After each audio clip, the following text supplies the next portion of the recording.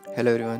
तो फिर आज यहाँ पर ट्रेडिंग जर्नल के लिए मैंने वीडियो रिकॉर्ड करना स्टार्ट किया है और काफ़ी टाइम बाद मैं ये काम कंटिन्यू कर रहा हूँ। तो फिर जस्ट फॉर क्लियरिटी और मेरा काम थोड़ा बहुत इजी हो जाता है, ऐसे करने पे एक कलेक्शन बन जाता है और जर्नलिंग करना भी इजी हो जाता है। तो जैसे आप देख रहे हैं यहाँ पर 5 ऑर्डर्स प्लेस हो रखे हैं, जिसमें जो SBI वाला ट्रेड है ये डायरेक्शनल ट्रेड था और इसके अलावा जो ITC वाला ट्रेड है ये एक स्ट्रैटेजी बेस्ड ट्रेड है।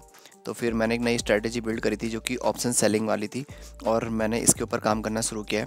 अभी तक इससे पहले मैंने इसमें 2 ट्रेड लिए थे जो कि प्रॉफिटेबल थे, उसके बाद 2 दिन लगातार हमारे लॉसेज रहे हैं। तो नेट टू नेट अभी आज का मिला के देखा जाए तो अभी हमारा PNL ओवरऑल नेगेटिव है। देखते हैं आने वाले टाइम पे मैं इसमें काम करने वाला हूँ। मैंने सोचा है मिनिमम 10 ट्रेड मैं इसमें लूँगा, उसके बाद ही मैं चेक करूँगा कि इसकी प्रॉफिटेबिलिटी कैसी है। अपनी सबसे पहली गलती यहाँ पे बताता हूँ। जो मेरा पहली गलती थी वो एग्जीक्यूशन में ये थी कि मैंने नॉर्मल ऑर्डर प्लेस नहीं किया।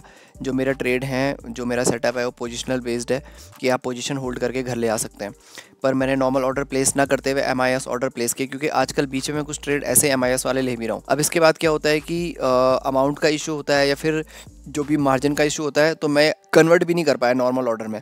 उसकी वजह से मुझे बहुत दिक्कत आई और लास्ट में ज़्यादा प्रॉब्लम ना बोलते हुए मैं यही बोलूँगा, एक्स्ट्रा ब्रोकरेज देखना पड़ा, क्योंकि मुझे डे एंड में इस ऑर्डर को क्लोज करके एक नई पोजीशन बिल्ड करी। अब ये SBI की बात करें तो फिर पहले इसके बारे में कंप्लीट कर लेते हैं। ये डायरेक्शनल ट्रेड मैंने लिया था, इसमें मैंने P साइड मार्केट देखा और मैंने उसी तरफ से ट्रेड ले रखा है। तो थोड़ा मार्केट आपको बता देता हूँ क्या हुआ। आप यहाँ पे देख सकते हैं जो बैंक निफ्टी है, इस पर्टिकुलर टाइम पे यहाँ पर SL हंटिंग हुई है बहुत ज़्यादा। तो इसी पर्टिकुलर कैंडल में मेरा SL गया है। मैंने पुट साइड ही ट्रेड ले रखा था और मैं देख रहा था यहाँ पे मार्केट कंटिन्यूस स्ट्रगल कर रहा है नीचे जाने के लिए, मतलब इस रेजिस्टेंस को ब्रेक नहीं कर पा रहा था, इसीलिए मैंने रेजिस्टेंस भी प्लॉट किया यहाँ पे। और उसके बाद क्या होता है कि इस पर्टिकुलर कैंडल ने SL हिट किया और उसके बाद मुझे एक बहुत स्ट्रॉन्ग फील आ गया था, मतलब एक गट फीलिंग आ गई थी कि मार्केट यहाँ से काफ़ी अच्छा नीचे जा सकता है। पर फिर भी मैंने ट्रेड नहीं लिया क्योंकि ऑलरेडी मेरा SL हिट हो गया था और उसकी वजह से मैं थोड़ा बहुत नेगेटिव फील कर रहा था, क्योंकि जो मेरा पोजिशनल बेस्ड ट्रेड था वो भी नेगेटिव चल रहा था। तो मेरे अंदर इतनी ज़्यादा कॉन्फिडेंस नहीं आ पाया कि मैं नेक्स्ट ट्रेड ले सकूँ, बट मुझे पूरा पता था कि यहाँ से मार्केट रिवर्स होने वाला है। ऐसे ज़्यादातर सबको पता ही होता है कि मार्केट में क्या होने वाला है, बस हम पैसा नहीं कमा पाते। बट सीरियसली इस वाले कैंडल से मेरा SL हिट हो गया। अब मैं इसके आगे बताता हूँ आपको। तो SBI में पर्टिकुलर इस वाले कैंडल में हमारा SL हिट हुआ है, इस कैंडल में SL हिट हुआ है। उसके बाद मार्केट यहाँ से पूरी तरह से डायरेक्शनल हो गया था नीचे की तरफ। तो मैं नहीं भी तो 1:4 तक यहाँ पे निकाल सकता था, 1:4। और मैं ये भी बोल सकता हूँ कि SL भी मेरा थोड़ा छोटा था, मैंने 1 रुपये का SL पूरा नहीं लगाया था।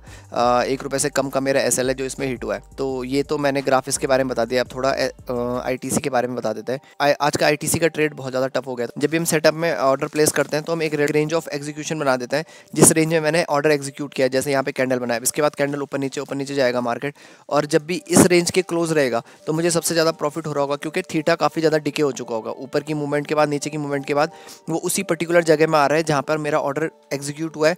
तो मुझे सबसे ज़्यादा पैसा मिलेगा क्योंकि दोनों साइड का थीटा मैं यहाँ पर डाइजेस्ट कर चुका हूँ। तो यही हमारा सेटअप है, इसीलिए मैं यहाँ पर रेंज ऑफ एग्जीक्यूशन बनाता हूँ। इसके बाद एक ट्रेडिंग रेंज बनाते हैं। ट्रेडिंग रेंज में क्या होता है कि जो भी हमारा स्ट्राइक प्राइस है, जिस स्ट्राइक प्राइस में मैंने ट्रेड लिया है उसके ऊपर का और एक उसके नीचे का स्ट्राइक प्राइस हम लगा देते हैं। ये हमें हेल्प करते हैं हमारे बिहाफ से ट्रेड लेने के लिए या फिर हमारे बिहाफ से फाइट करने के लिए। तो अगर मैं बीच में यहाँ पे कहीं होल्ड करके बैठा हूँ ट्रेड को, तो जब भी मार्केट नीचे जाएगा तो यहाँ पर बायर्स मेरी हेल्प करेंगे, मार्केट जब ऊपर जाएगा तो सेलर्स मेरी हेल्प करेंगे। अब अनफॉर्चुनेटली कुछ टाइम से थोड़ा किस्मत भी ऐसी चल रही है कि मैंने यहाँ पे ट्रेड एग्जीक्यूट किया, सडनली मार्केट अप साइड के लिए ट्रेंडिंग हो गया, उसके बाद मार्केट थोड़ा साइडवेज रहा, तो यहाँ मेरा प्राइस थोड़ा बहुत लॉस कम हो गया था। इसका सडन मार्केट ने यहाँ पे डाउन साइड का मोमेंटम किया और इतना फास्ट मोमेंटम किया हुआ है कि PE का प्राइस बहुत जल्दी स्पाइक हो गया और CE का प्राइस इतने जल्दी डाइजेस्ट ही नहीं हो पाया।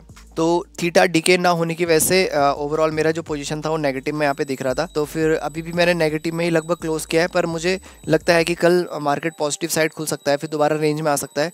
अगर मार्केट यहाँ से रेंज में दोबारा आ जाता है तो फिर हम लोग फिर से प्रॉफिट में बैठ जाएंगे। अगर प्लस नहीं खुलता है मार्केट, अनफॉर्चुनेटली नेगेटिव खुलता है, तो हमें थोड़ा दिक्कत आ सकती है। तो थोड़ा बहुत नेगेटिव खुलने के चांसेस ज़्यादा हैं, क्योंकि आप देख सकते हैं मार्केट पूरा का पूरा नेगेटिव ही क्लोज किया है और ये भी सडन ही यहाँ पे मार्केट गिरा है। आप देख सकते हैं यहाँ पे पहले यहाँ पे ऐसे कुछ सिम्टम्स नहीं थे कि ये मार्केट पॉजिटिव से नेगेटिव सडन चेंज हो जाएगा, पर जो फॉल है वो काफ़ी ज़्यादा स्पीड में आया। जो सेटअप है, इस सेटअप का फ़ायदा यही होता है, इसकी जो खासियत है वो यही है कि आपको बहुत बड़ा लॉस अचानक से नहीं देखने को मिलेगा। इसमें से भी मैं बता देता हूँ लगभग 240 या फिर 160 समथिंग हमें एक्स्ट्रा लॉस देना पड़ा, क्योंकि जो ट्रेड एग्जीक्यूशन है उसमें थोड़ा दिक्कत आ रही है। कंपैरेटिवली पिछले 2 दिनों में जिस तरीके से मैंने ट्रेड लिया है उस तरीके में आज का लॉस सबसे ज़्यादा कम है, क्योंकि जब मैंने पहले दिन ट्रेड लिया था उस दिन मेरे को 400 मेरे को नेगेटिव में मैंने ट्रेड स्टार्ट किया। अगले दिन जब जब मैंने ट्रेड लिया तो मेरे को लगभग 1600 नेगेटिव में ट्रेड स्टार्ट करना पड़ा। तो फिर उसके मुकाबले तो आज लगभग 1400 रुपये नेगेटिव मेरा ट्रेड है, तो फिर भी चल जाएगा। क्योंकि इसके पीछे का जो सबसे बड़ा रीज़न है वो कहीं ना कहीं ये है, जब भी मैं ट्रेड एग्जीक्यूट कर रहा हूँ तो दोनों के दोनों ऑर्डर एक साथ एग्जीक्यूट नहीं हो रहे।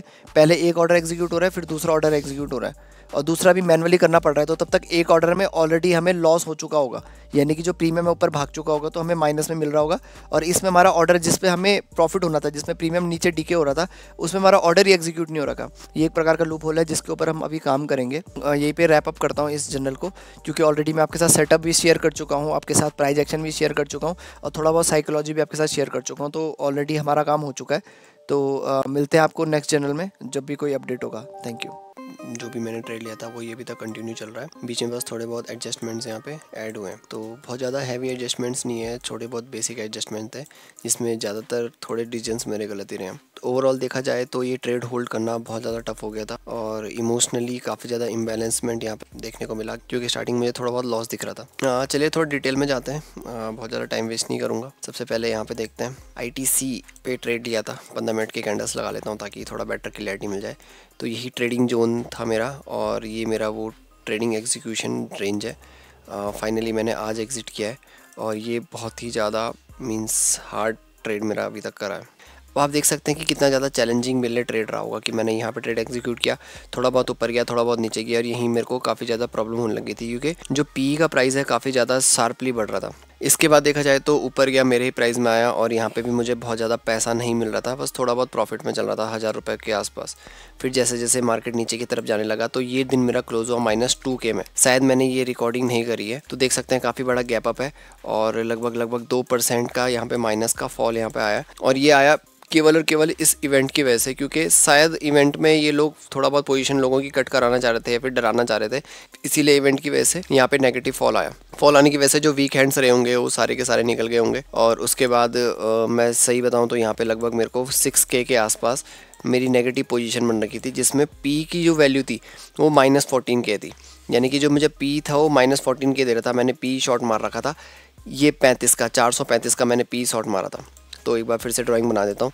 लगभग अगर इसका हिसाब लगाया जाए तो यहाँ से लेके यहाँ तक 435 का कोई मेरा जो स्ट्राइक प्राइस इसका P मैंने शॉर्ट मारा है, ये यहाँ से नीचे जा रहा है लगभग 10 पॉइंट, ठीक है। ओवरऑल 10 रुपये इसमें वैल्यू आ गई, और 10 रुपये वैल्यू के साथ साथ थोड़ा बहुत इसमें टाइम की वैल्यू आएगी। तो टाइम की वैल्यू आने की वजह से ये लगभग 14 रुपीज़ आ चुका था। अब क्या होता है, आज मार्केट 2% गैप अप खुलता है, क्योंकि जो अर्निंग है वो अर्निंग हमारे फेवर में रही है, उसकी वजह से ही मार्केट गैप अप खुला, और उसके बाद काफ़ी अच्छा सस्टेन किया। तो जो मेरा P का वैल्यू था, जिसमें मैं आपको बता रहा था कि 14K मेरा नेगेटिव था, वो 14K सीधे नेगेटिव से कन्वर्ट होके मेरे फेवर में आया, उसके बाद फाइनली प्लस में आ गया था। बजाय जो मेरा C था, जो मेरा अभी तक प्लस दे रहा था, उसने मुझे थोड़ा बहुत नेगेटिव, यानी कि 2K के आसपास उसने मुझे नेगेटिव रिटर्न्स दिए। ये मैं अभी थोड़ी देर बाद आपको PNL में दिखा दूंगा, बस मैं भी डिटेल्स दे रहा हूँ। ये जो यहाँ पे टर्न हुआ है ये काफ़ी ज़्यादा बेनिफिशियल मिल रहा है यहाँ से लेके यहाँ तक का, क्योंकि इसके आसपास तक मैं 7K माइनस फिर भी देख रहा था, तो उसके बाद ये पूरा का पूरा यहाँ तक जीरो हुआ। ट्रेड काफ़ी अच्छा रहा, हम काफ़ी ज़्यादा लकी रहे। तो PNL में यही वो 2000 माइनस हैं जो मैं कह रहा था, C मेरे फेवर में था, फिर भी 2000 माइनस हुए।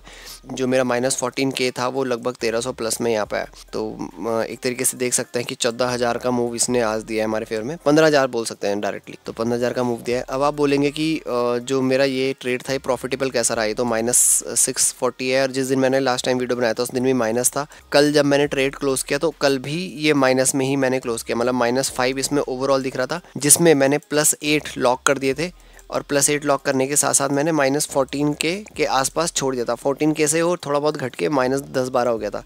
तो इन सब में क्या हुआ कि ये 8K मैंने लॉक कर दिया कल, और ये मेरा जो ट्रेड था ये लगभग चल रहा था। तो ये ट्रेड मेरा जो ओवरऑल ट्रेड है -5K वाला, ये -600 में मैंने आज क्लोज किया है। तो -600 में क्लोज करने की वजह से क्या होगा, अब मेरा जो नेट PNL निकलेगा वो इन दोनों ट्रेड के बीच निकलेगा, +8 और -600 के बीच में। अभी आपको समझ आ जाएगा PNL दिखाने पर।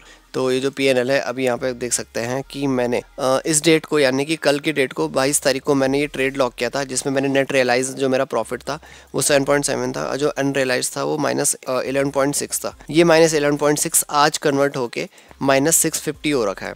ठीक है, जो मैं अभी आपको पैनल दिखाने में लगा हूँ ये इसमें कन्वर्ट हो गया है, यानी कि लगभग इसे न्यूट्रल या फिर -1K कह सकते हैं। ब्रोकरेज मिला के -1K मुझे लॉस हुआ है और जो मेरा प्रॉफिट था वो +7 था। तो ओवरऑल इस ही पर्टिकुलर ट्रेड में मुझे लगभग +6K मेरे बने होंगे। पर इस चीज़ को मैं ज़्यादा आगे मैं करना नहीं चाहूँगा क्योंकि काफ़ी ज़्यादा रिस्की हो सकता है। अगर आज फिर से -2% मार्केट चलता तो मुझे ऐसा लगा लीजिए कि 18K तक लॉस हो सकता था। तो बहुत ज़्यादा रिस्की यहाँ पर सेगमेंट हो गया है। फिर देखेंगे आने वाले टाइम पे हम इसे कैसे मॉडिफाई कर सकते हैं या फिर किस प्रकार के हम एडजस्टमेंट्स अपने प्लान में कर सकते हैं। फिलहाल के लिए इतना ही है। Thank you for watching this video guys.